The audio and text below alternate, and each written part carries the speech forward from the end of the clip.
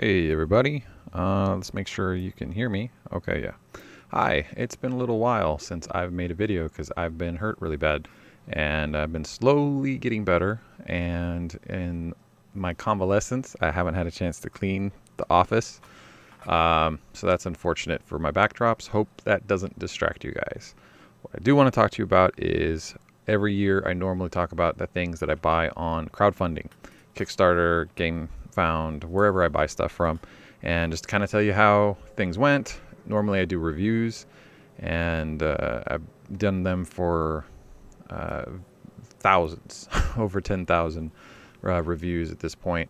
And I don't buy everything that I look at, right? I get a very specific amount, and sometimes people are curious as to what those are. Why is this here on, oh, I guess it's on my left that way.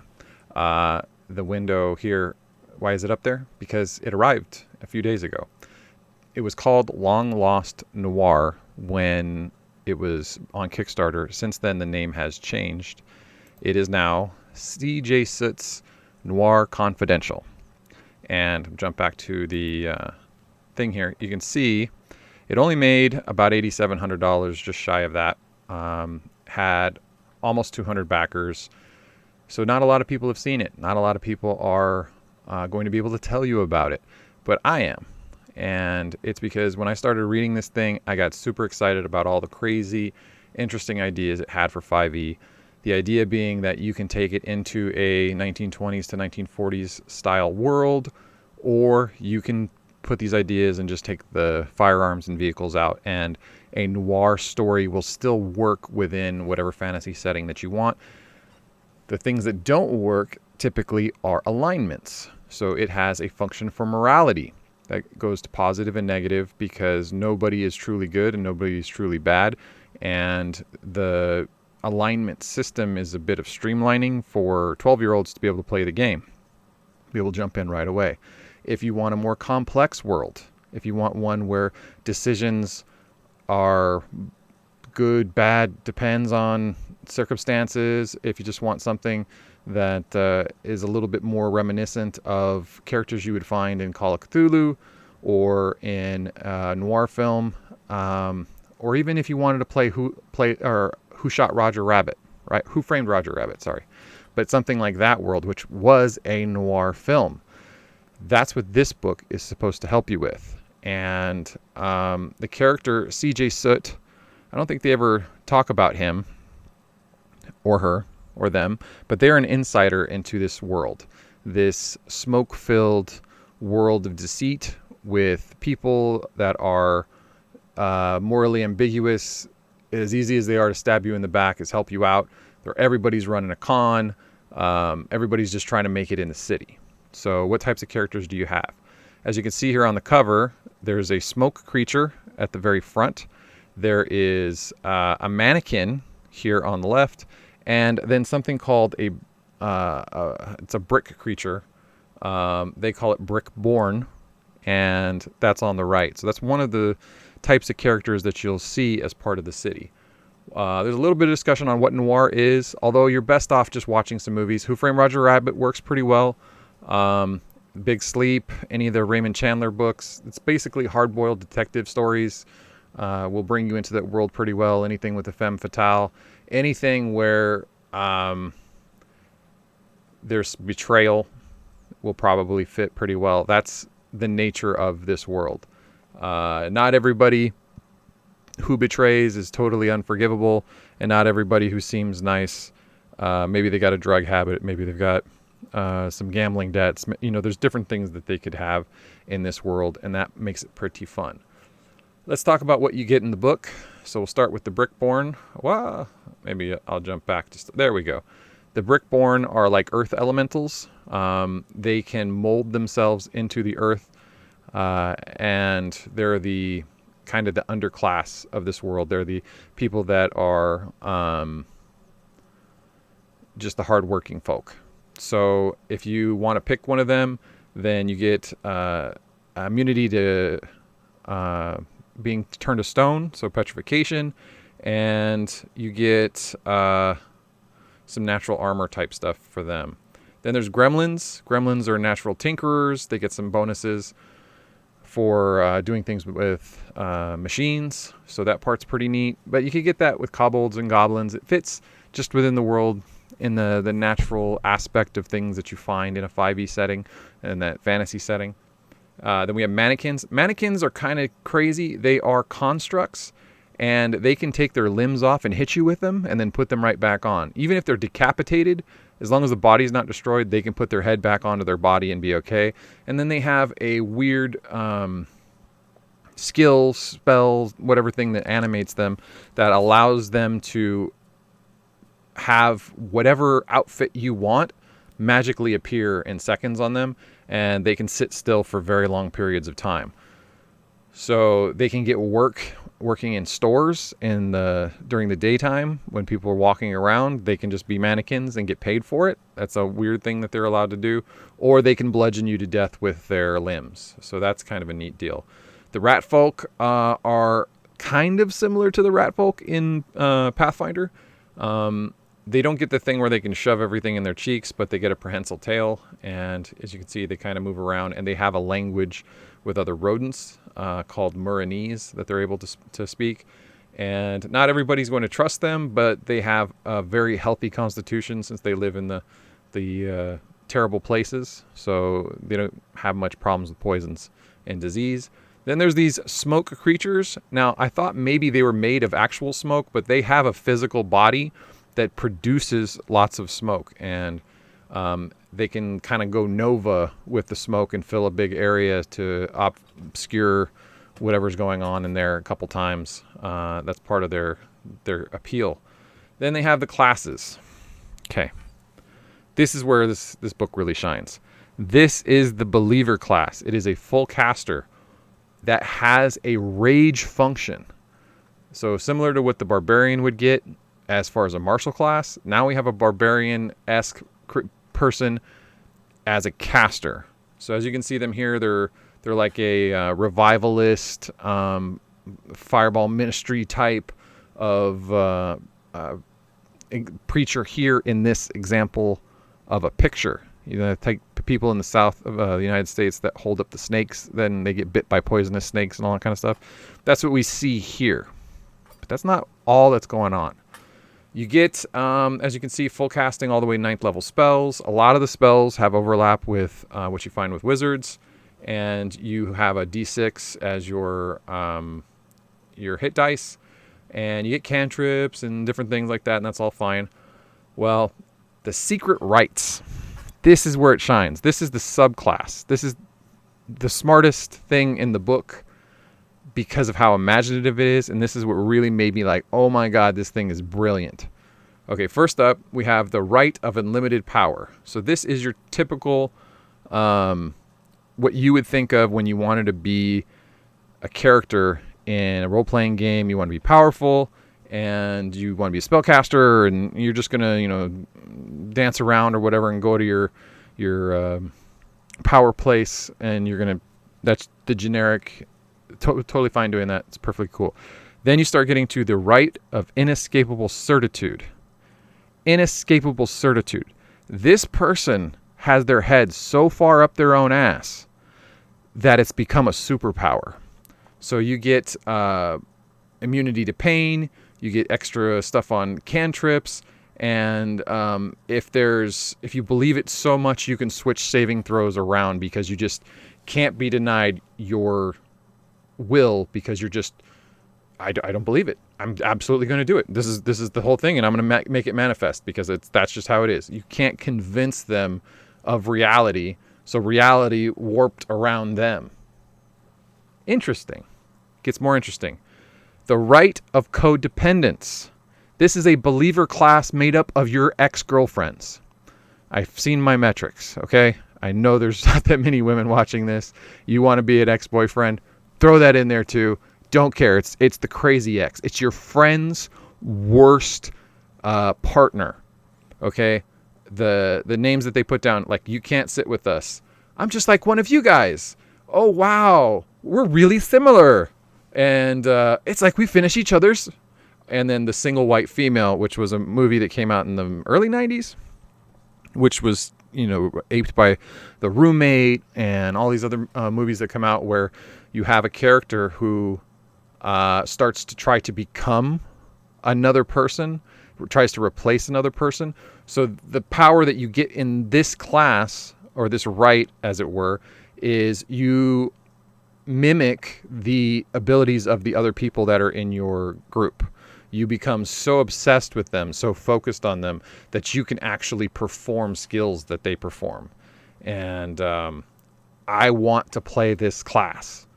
I want to play this so bad because it can be so much fun to play the worst people you've ever met. The worst people, like, you wouldn't be able to live with Sheldon Cooper, but you laugh at him on The Big Bang Theory.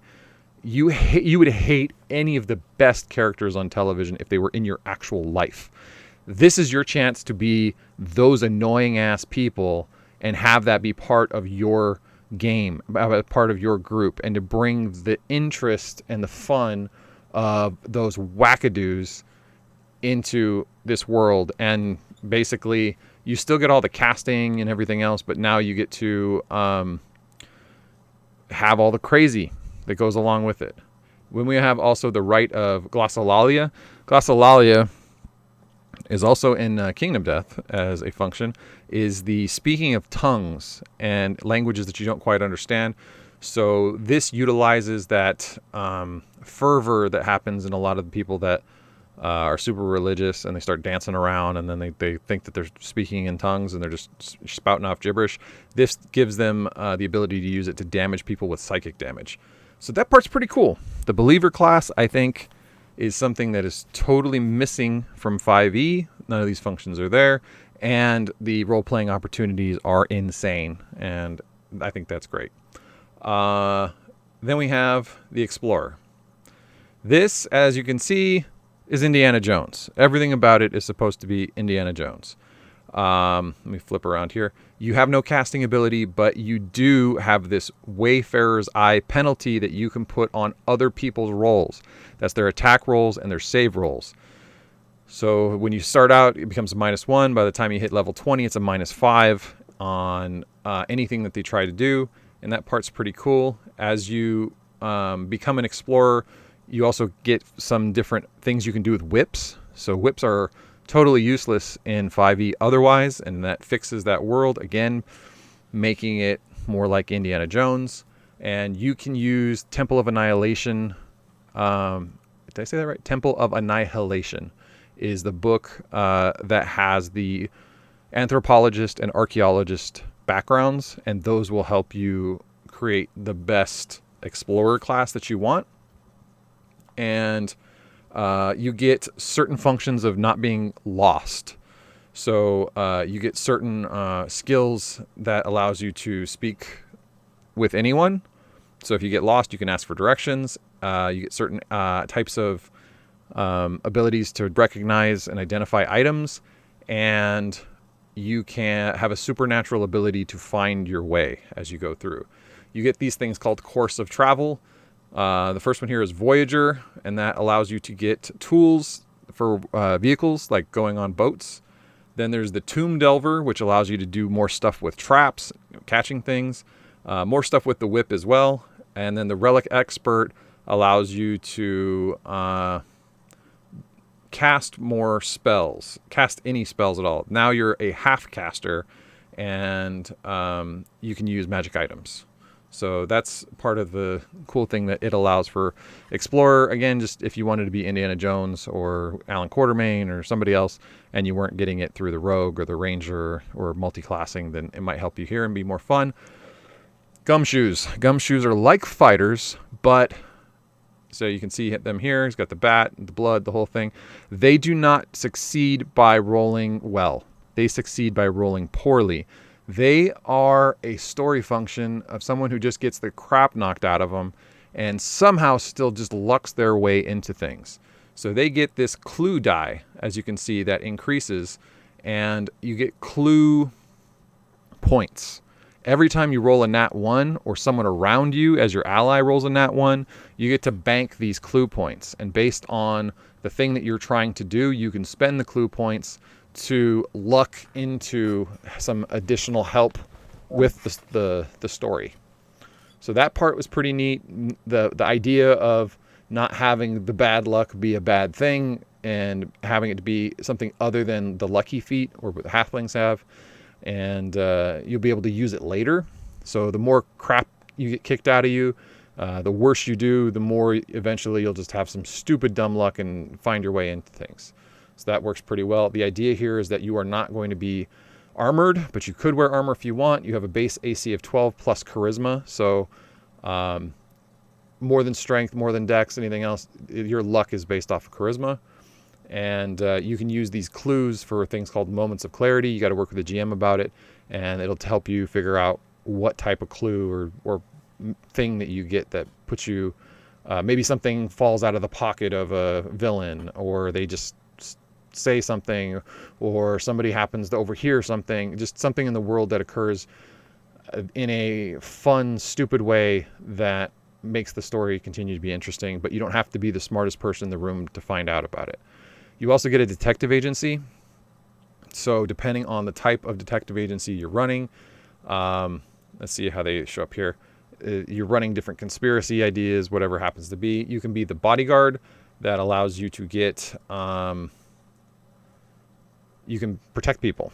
So the enforcement is kind of the opposite of that. So the bodyguard is protecting. When they take damage, you end up taunting basically and getting everyone to attack you.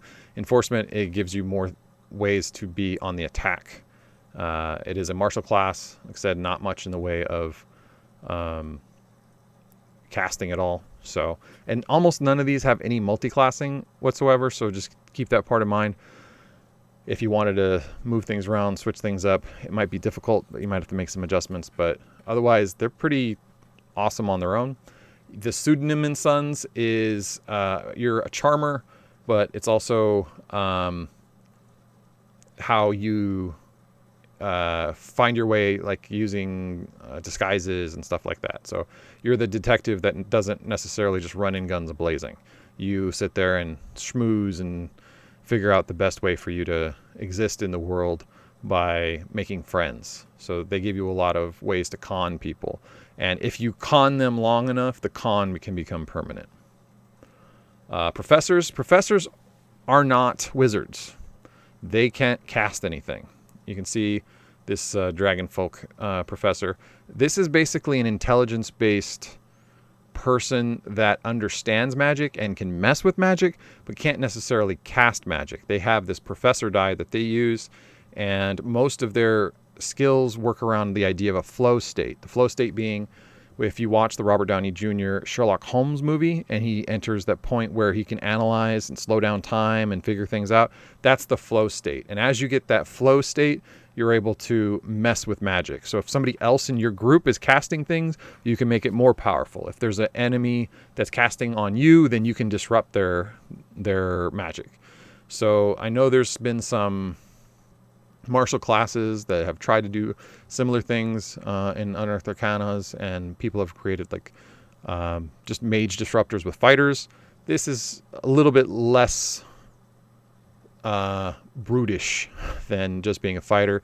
This is about like the sweet science of it all. So that's the idea behind that. You get fields of study.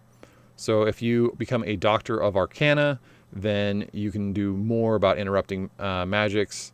If you become a Doctor of History, then you get knowledge of combat. So this allows you to get some fighter type skills and disrupt things on a martial level, and you know how to use most weapons in an intriguing way. So it's maybe like a different battle master. Then there is the let me bring it over here. Doctor of Nature. This allows you to get certain druid skills, but using intelligence and not wisdom. So that's a different thing there. And then the Doctor of Religion allows you to get certain ideas about celestials. So you know things, and you can eventually get to the point where radiant and necrotic damage doesn't affect you. So you just know so much about the outer planes and worlds and things like that it won't affect you. Spirit medium is another caster, as you can see here. And the idea is you will be allowing a spirit to inhabit your body, but you don't necessarily have control over the spirit. They did something very similar to this in Van Richten's Guide to Ravenloft, where they had the College of Spirits bard. This is different. It's not a bard. It's a whole different type of caster that goes up to 9th level. You have the wizard spells and different things. There's not a lot of spells that are brand new here. There's a few that are new here, but you'll find it familiar to what you would get in the regular player's handbook, or like I say, Van Richten's Guide to Ravenloft. It's not going to change things too much, but just enough to be special and interesting. The interesting thing about the Spirit Medium class is when you channel the dead, you pick up the skills and spells of someone else. So as you move through, you get this Seance Society, and depending on if it's this Society of Alien Apparitions, so this is mystics, ancients, other things that come from outer planes that maybe inhabit your body, allow you to do different things based on that. Then you can have the Dominant Departed. So these are people that are good at things that might be able to provide expertise in certain skills and that you can use. Then the Morbid Mysteries is, I would say, Klaus from Umbrella Academy. It's someone who has power to speak with the dead and power through the dead in a different way. So you still get some magic stuff you can cast on your own, but when you allow the seance to happen and allow your body to be inhabited, you gain this extra set of special skills that maybe you don't have to use all the time, but will be really cool when you do get to use it. So there's that. The morality system is the score. You start at 0, so everybody's basically going to be able to go neutral, but then you get a plus and minus. So if you do something good, you get a +1. You get minus if you don't, or if you let something bad happen to somebody else. And that will tell you what your alignment is. You don't necessarily just start with it and then assume that you have it. You have to grow with the alignment choices. And I like that better. In here, they just said get rid of alignment entirely, but you don't have to. You can adjust it in your game how you would like. You get some backgrounds, the bootlegger, the reporter, and then you can get some feats that help you out with the things that are part of it. You get the typical sets of magic items, radios, Swiss Army knives, tarot cards, badges, the whip. These are things that you find as you would in any 1920s U.S. or England kind of world. Now, I had mentioned Who Framed Roger Rabbit. Well, this allows you to bring in tunes, one of which is the inked, and that's these types of tunes. There's not a lot of difference, but the wackiness of this tune, the inked, is like you would find in a Warner Brothers Looney Tune. And then you have the painted, which are these guys, which are more like a Disney cartoon where there isn't so much manipulation of physics. So like an inked will be able to continue walking for 10 feet into straight air and cross to the other side so long as they don't look down. That's one thing they can do. The painted here, they're like the heroic hero, but everyone knows that they're animated. They see them as animated in the world. They cannot pass for a real person. And that's just one of the functions that happens with them. They have their own types of cartoon, like there's pens and doorways that you can draw on walls, and there's this big magnet from the Acme Corp, and of course a frying pan you can run into, or pies you can throw in people's faces, and other weird stuff.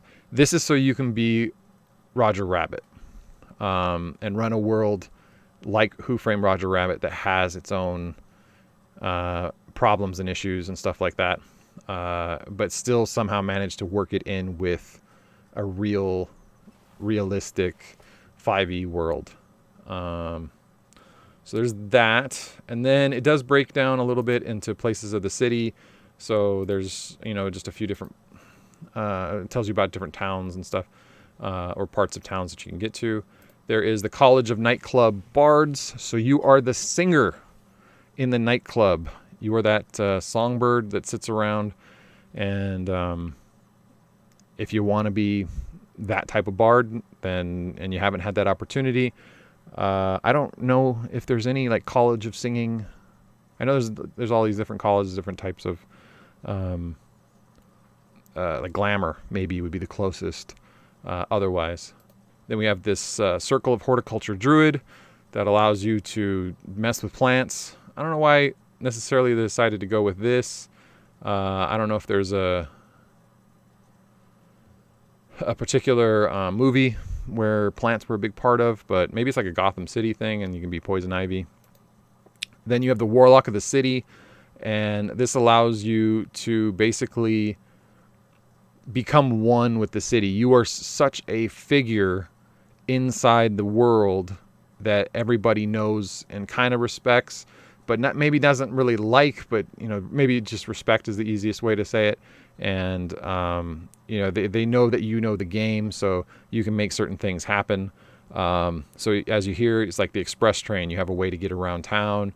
You can revoke permits, which means you can screw things up for a person that's trying to make some type of skill check.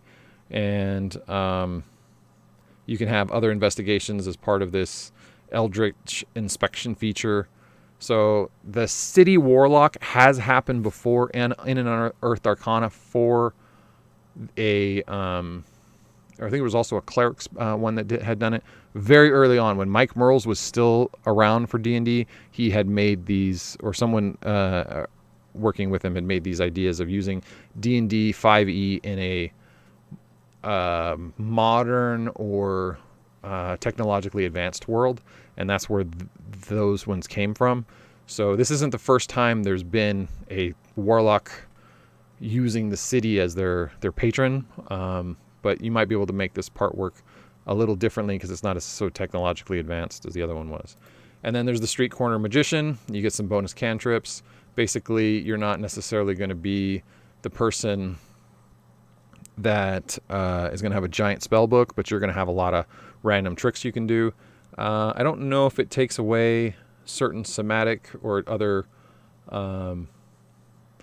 types of requirements. It doesn't seem like it does a whole lot, but it does allow you to beef up your cantrips. That seems to be the main thing that it allows you to do here. There are versions of the creatures for the different classes that are in the book. And that's all cool. So that part's neat. I'm going to switch it back to the mannequin just because I like the artwork. Like all the artwork in it. They weren't able to spend... Actually, you know what? Let's go to the very... can we go to the front? The first page? Okay. They weren't able to spend a lot on art, but the art that they were able to get for the money was done really well. And I had to print mine out because you can only get it as a PDF. So there's my copy. If you want to be able to know how I printed mine out, then I had a video that I made, probably the last video that came out since I got hurt. And that will just go through and tell you, all the stuff that I use in order to bind my own books and have them ready to read whenever I want. I haven't been able to put this thing down. I keep thinking about it, like all the possibilities. I think it's been really, really smart.